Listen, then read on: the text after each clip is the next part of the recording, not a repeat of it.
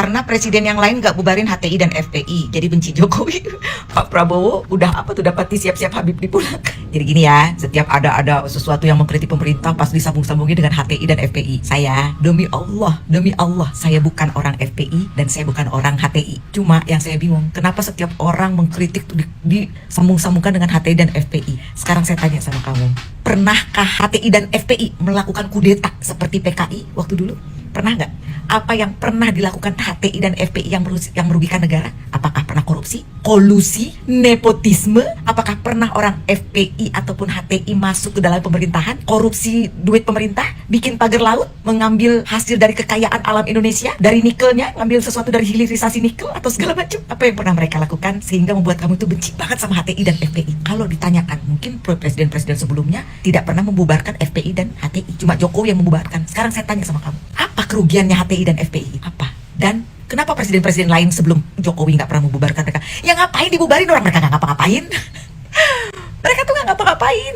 Mereka mengkritik pemerintahan supaya Indonesia berjalan dengan baik-baik aja. Sebenarnya gitu, mereka nggak minta apa-apa. Mereka mengkritik terus, misalnya kayak waktu itu kan ya, masalah Ahok gitu kan, menghina Al-Quran. Ya kan dibohongin pakai surat Al-Maidah 51 macam-macam gitu. Karena saya takut masuk neraka, dibodohin gitu ya, gak apa-apa. FPI turun, kaum muslimin turun. Terus setelah udah selesai, terus apa? Apakah mereka minta tanah, minta jabatan, minta apa gitu loh? Mereka cuma membela agama yang mereka anut kok.